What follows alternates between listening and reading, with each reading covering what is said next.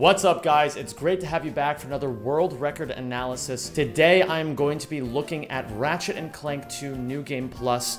The world record is by Emeralv, and if you come over here, take a look at this. The world record is under 6 minutes and 30 seconds. I think in the video I say 6 minutes 31, but that's because I don't know at the time that the world record with long loads removed is 6 minutes and 28 seconds. This is a fantastic run. I'm very excited to break this down, and as you've probably already noticed, this video is over half an hour long, so even though the world record is 6 minutes, there is a lot to unpack. So I hope you guys find this informative. Let me know which category you guys would like to see next. I'll see you guys in the next one. So, to explain what's happening here, at the very beginning of the run, we're doing what's called Insomniac Museum Glitch.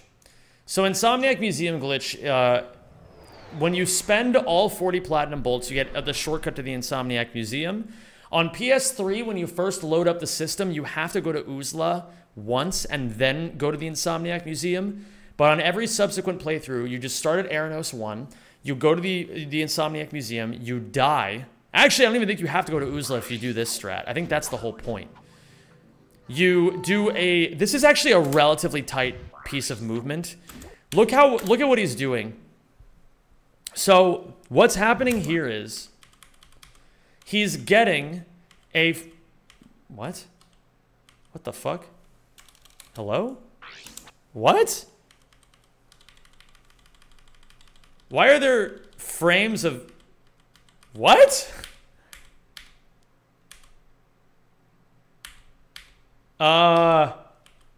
Mom? Hello? This is Aranos 1 at home.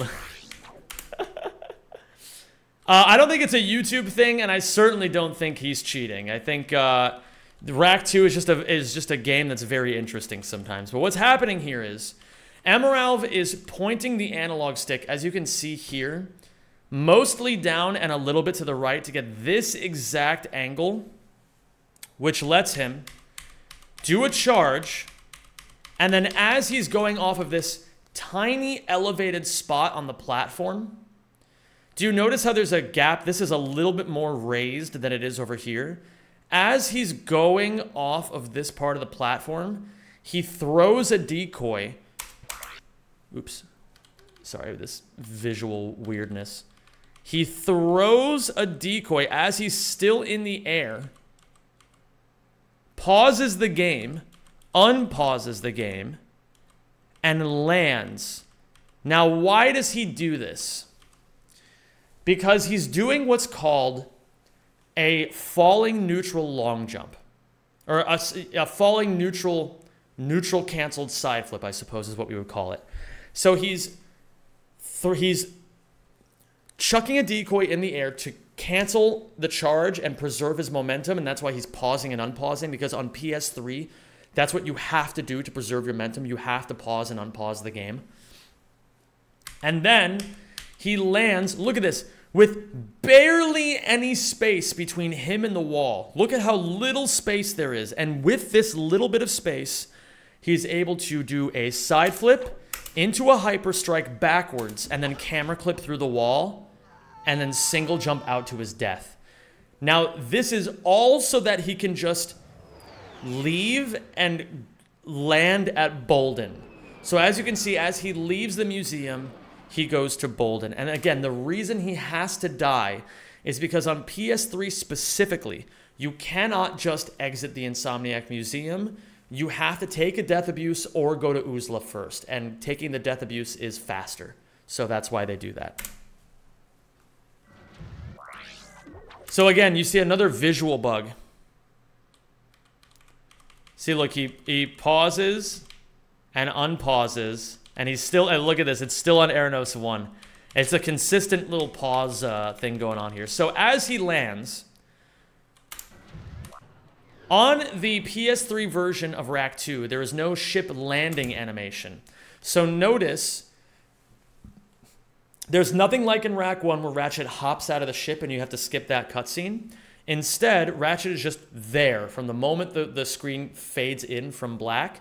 So he's holding the analog stick. It's a little fuzzy, but you can see he's holding it to the right to turn Ratchet as the level loads in so that he can charge forward, toss a decoy, pause and unpause the game, and this lets him store his momentum. And he uses that stored momentum to angle Ratchet as he's tossing the decoy over that ledge so that he can get a double side flip here. Very, very, very tight movement. No way. Oh my goodness. Nolan Matson in the YouTube chat. If you are who I think you are, we went to school together. I mean, I don't know many other people in this world who have that name. So Nolan, I just wanted to say thank you for your prayers, my friend, and I'm wishing you nothing but the best as well. I hope your years since the last time we've spoken have been blessed, and that that life has treated you with kindness when it's mattered and toughness when you've needed it. I suppose that's the best way I can say that.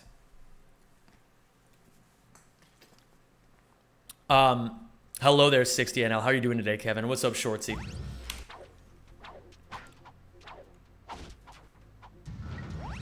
Based classmate? Based classmate indeed. So this is actually not perfect movement. It's not that far off from perfect movement.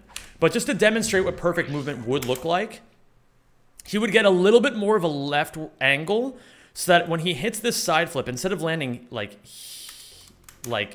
here, he would land on the higher level. You see? So he side flips here, and he lands here, but in reality, he wants to land here to get a little bit more elevation so that he could then side flip up and just wrench swing and then be on top of the platform. But instead, he has to do another side flip and then do this double jump hyper strike stuff that's kind of awkward timing. So again, pausing and unpausing to preserve momentum. Here he doesn't need to. And then this dome clip. This tends to be a very difficult trick for newer players of this game. I got kind of put through the blender with this trick when I ran max percent, so I made a lot of mistakes on this. But I can tell you from experience that this version of what Emerald is doing is easier than what I had to do in Rack 2 max percent. And so I feel pretty equipped to be able to explain this. It's only a little bit easier. So what you have to do here is you have to charge over the gap. You have to start from a very specific spot so you can get the right spacing. And you basically cancel your charge about 75 or 80% of the way across the gap so that, I don't know if it's the tossing of the decoy glove animation that clips Ratchet through or if it's just specifically what's going on with this part of the texture of the dome. But you notice how Ratchet's body is basically split in half by the blue and the beige? This is kind of where you want to be. This is where you want to be, and especially this position, positionally, it almost makes like a... Like, you notice how this is like a V? It looks like fallopian tubes. You know, if you know what the reproductive system of the female anatomy is. The fallopian tubes here. You want to go a little bit to the right of the fallopian tubes. Thank you so much, Marston. All the best to you, dude. I appreciate you a lot, and welcome back to the Zemjamins. What's up, Ryan? You absolutely should run these games. They're amazing. Hello, Gingishi. Hello, the Conte. So again, you toss the decoy as you're about 80% of the way over the gap and a little bit to the right of the fallopian tubes. And whether it's the decoy tossing animation or just what's going on with that texture, you hold forward. You don't even have to hold forward, I don't think. Let me see here. Yeah, Emerald actually goes to neutral before actually clipping through, so you don't even have to hold forward. As a matter of fact, I think it's better if you don't hold forward. I think you have to remain neutral on the analog stick. So you release the left analog stick so that as you're going through this texture, holding forward might cut all of your speed, but you need that speed to make it all the way through. So he goes to neutral, clips through, and ends the level. You always just charged into it. I didn't know you need to throw something. No wonder I never got it. I don't know for sure if you needed to do that, but that's just what I'm assuming. Let's see a good Clank section here. What's up, Skate for a Living? Pates, I hope you had a great trip home. And I hope you're getting at least some rest before the next leg of your journey. It was so good having you, my friend. It really, really was. So, these are all based on, like, this whole Clank sequence is very methodical. I gotta say, off the rip, I actually don't like that Emerald jumps here. I feel like you could just fall off the ledge, and it's faster, but maybe I don't know. Maybe he knows something I don't know. Here, he's doing a wall ride. I don't know if that's the actual term for it, but that's what I call it because I played Outlast. You wall ride by holding forward and jumping Clank into, like, walls. And what it does is, you can see, it pushes him along a little bit faster than it normally would. So he activates the elevator, then does a double wall ride. And then he just jumps through that crate as it's bouncing in the air. And then these are camera clips. We're using the camera, we're shoving the camera into Clank, and using the camera to clip him through these walls. Hello, Chicky. It's great to see you. Let's see how he does this. Okay. Okay, very solid Clank section. That was like a high 50. That's pretty much what you want to be hitting every single time. The fastest I've ever done is 49. I got that, I think, literally yesterday or 2 days ago. So it's quite hard. It's quite hard to get that fast.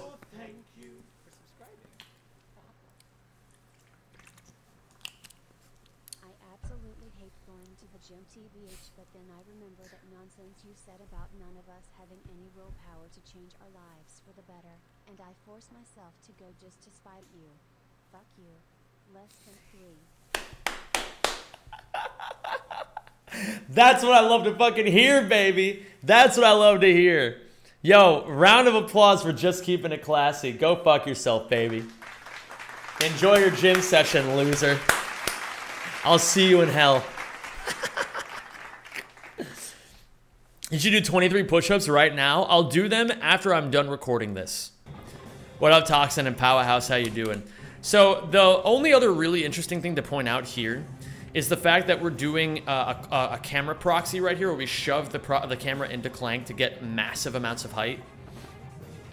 Now, if Titty Slammer was doing this absolutely perfectly, the way that you could do this is you could do no glide right here, land right here, perfectly short hop to get Clank right here.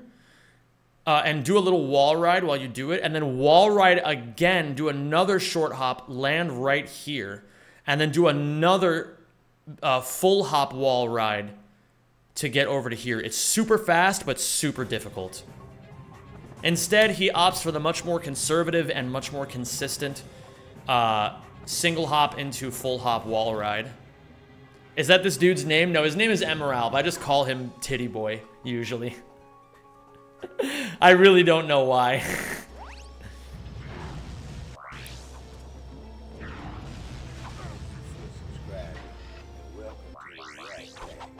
Thank you, Ryan.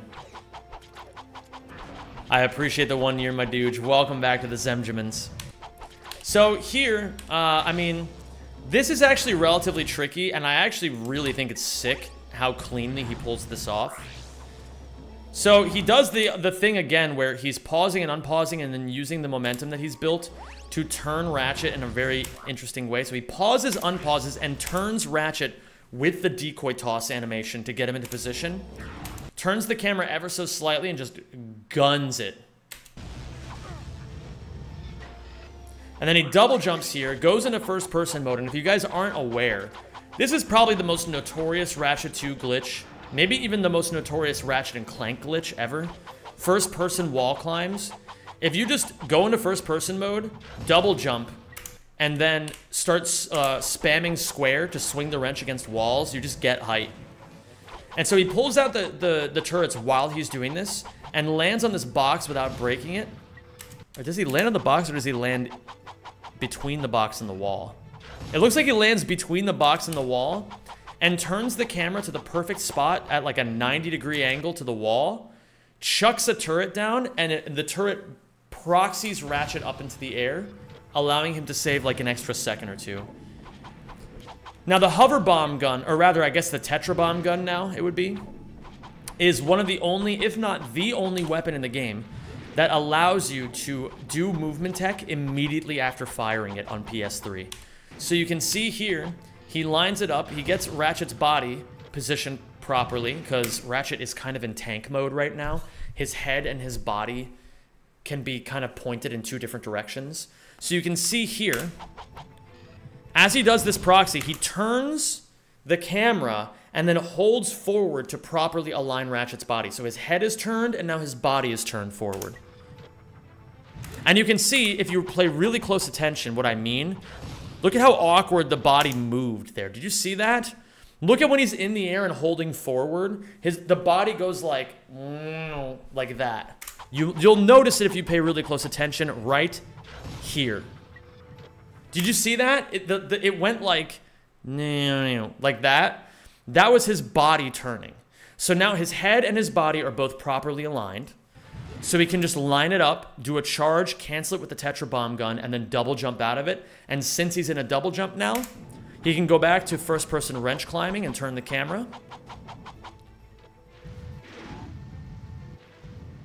And now, the reason why he fires the tetra bomb here is specifically for spacing. He wants to get a cancel charge and then a charge that's going to get him right to the edge as it ends. And then he charges one more time to go out. Now, in other categories, what you would do is you would go and hit the cutscene to go get Clank, but you don't need Clank in this category, so that's not what he does.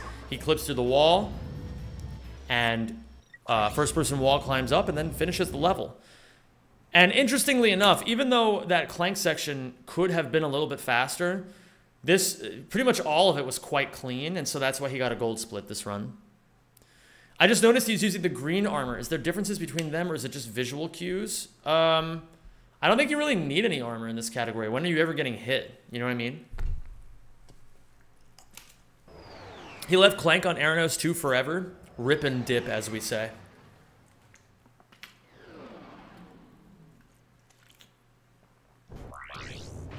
So, Gorn time.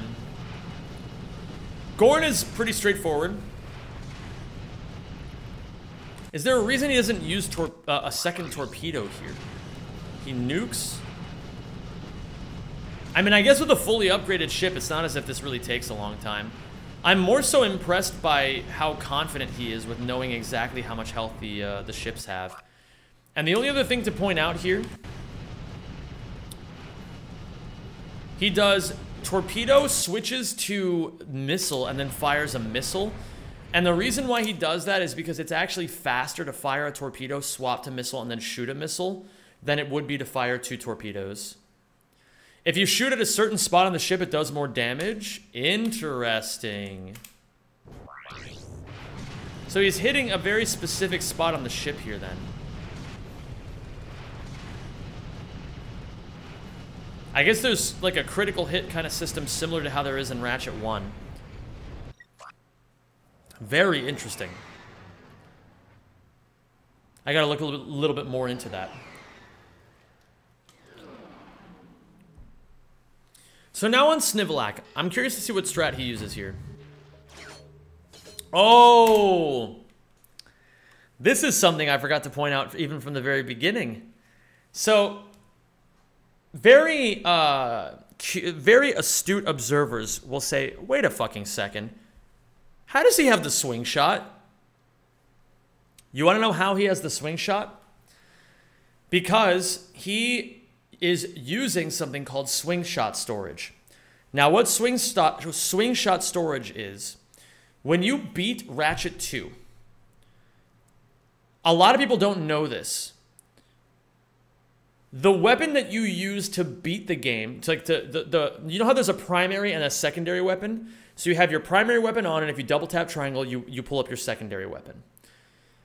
When you beat the Protopet, your primary weapon goes away. However, your secondary weapon stays the entire time. It stays between playthroughs. So, Emerald has the swing shot carried over from a previous playthrough. And he has it. If he double tap triangle right now from the very beginning of the run, you would see that he has the swing shot on.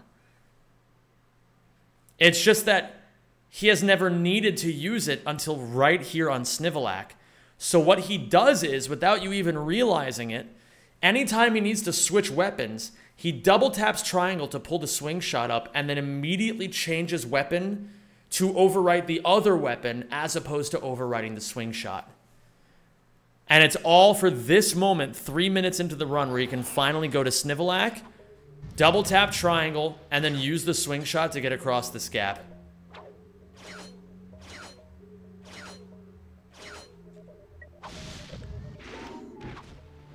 Very clean. Again, using the hover bomb here because it's the only weapon that you can keep your momentum directly out of firing. This looks super cool, and what's really interesting about it is it's actually not that hard.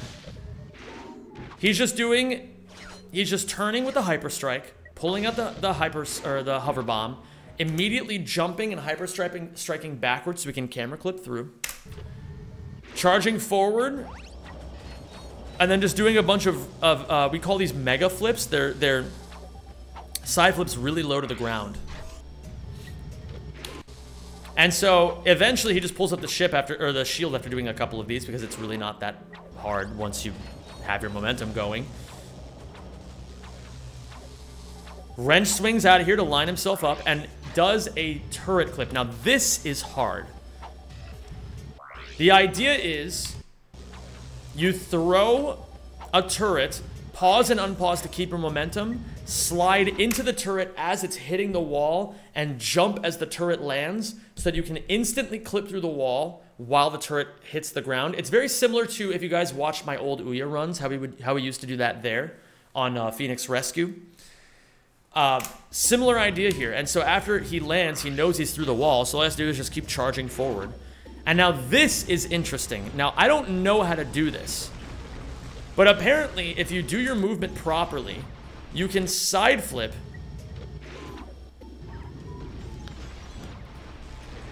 You don't even have to fire the Tetra Bomb gun. You just let the charge go all the way. You slide, you flip out of the slide. You hold down to reduce lag. And then for whatever reason, for exactly where you are, the robot just stays in place, and then you can poke its foot over and over with the Tetra Bomb gun. And so what Emerald has done here is he has shoved the hover bomb inside of the boss's model, and now he's just spamming circle. That's all he's doing. He's just spamming circle. And it's just doing an insane amount of damage to the boss. So this boss that normally takes like 10 or 15 minutes to beat casually, he can beat it in, what, like 10 seconds? It's crazy stuff.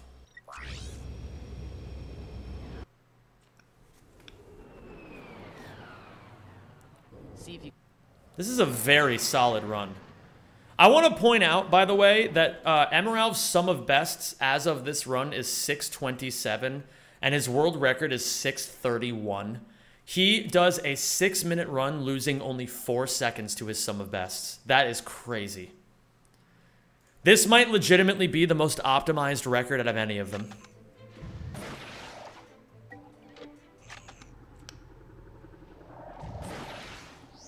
What's your best in this category?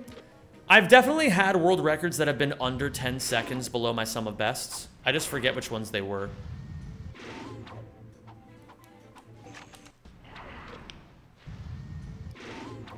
It's really easy too, which is funny, like 10 times easier than the any % strategy. That's actually sick. So what he's doing here is, this is relatively standard. You're just gonna land on the jump pad and then jump. But this is not standard. He gets his weapon order correct.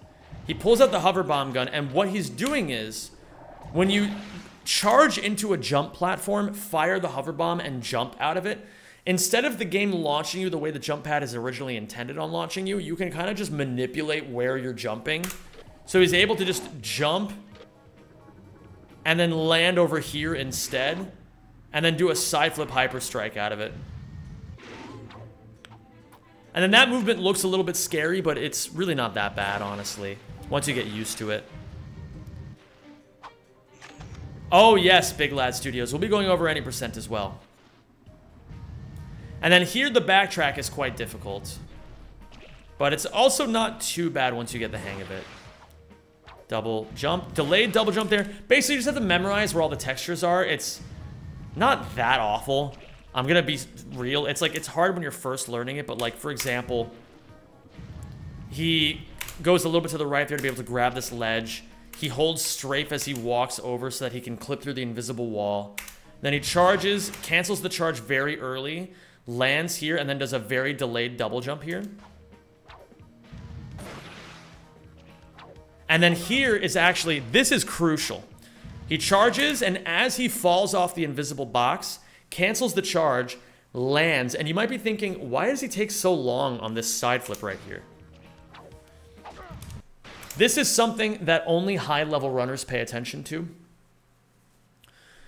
Your side flip height depends on how long you've been waiting on the ground. In this instance, when he does a falling neutral side flip, this is actually a concept. I think I might have been one of the first people to actually put this into high-level use in runs on Command Center in Ouya, because I had issues on Command Center. At the beginning, there's these two guys, right? And then there's a third guy that you have to kind of side flip over to complete the chain. And I was like, I can't reliably side flip through this guy. And so I realized that all you have to do is just delay the side flip by like 0.25 or 0.5 seconds, and it makes it 100% consistent. And so this is another application of that idea. I'm not saying I created the idea, by the way. I'm just saying that like that's an example I can remember. But, and that's why I know this. But basically, he's utilizing it right here.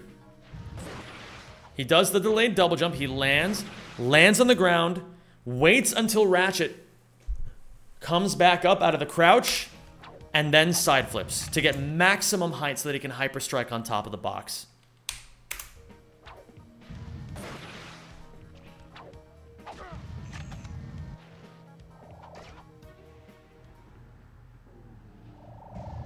And then he just takes the jump pad back and he's done. How it works from what I see is the boost doesn't come into effect until half a second after. Directed acceleration based off where the pad turns Ratchet with the weapon, it could lock Ratchet's angle. Makes sense to me, Dale. What's up, SBP? I measure by whether I can do it. I can do small backtrack, so it's easy. I love that. Why does he fire that there? Is there a reason, or was he just nervous? Because at this point, he knows he's on world record pace. I can't tell if there's a I mean, he's clearly spamming the circle button, but I don't really understand why. Exploding the bombs gives you a neutral. Oh, that's really interesting. I didn't think about that, Pentally. So, what he's doing is, you can... The problem with low terrain in this game is that or especially uneven terrain, is that sometimes when you fire the hover bomb, if the bombs are in front of you, they can cuck your momentum. And so to make this 100% consistent, what Titty Boy is doing here, he fires the hover bomb as he's in the air. And then when he charges, instead of firing to get a neutral, he explodes the bombs to get a neutral. That's really interesting. And then he does a similar concept here to what he did on the small backtrack, where he fires again and waits a teeny tiny bit to get maximum side flip height so that he can reliably do this double side flip to the right over the textures to get on top. That's really cool. Hello there, Charlie. You're taking the train tomorrow? Very nice. I'll see you Friday. So again, fires the hover bombs, explodes them, goes into a side flip, does a delayed double side flip here, and then charges into the cutscene. Very, very interesting stuff. And then, yeah, very well spaced double side flip right there. So you always want to side flip and land at the peak of this slope so that you can side flip off of it and then hyper strike over here and then hit your ship very easily. And of course he lands it very cleanly, even under pressure. Very well done. Very well done. Oh, I'm sorry. I misspoke before. His world record is not 4 seconds off of his sum of best. His sum of best is 6:24, and his world record is 6:31. So he's going to be 7 seconds off of his sum of bests, but that's still incredible. You know, 7 seconds in a 6-minute category is bananas.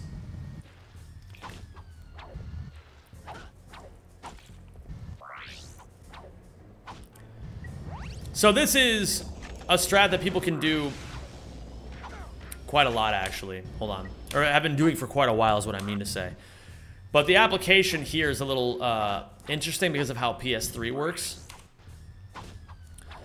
So first he's going to charge off into the abyss here. And then hyper strike here. It's hard to get on top of the rock on PS3. It's a lot easier on PS2. I don't even know if it's possible on PS3, frankly.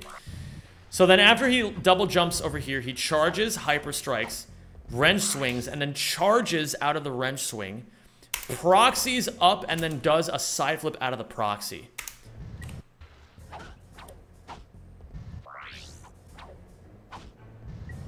And I mean, there's really no way to say it other than that. The way that you get good at that is just by practicing it a bunch.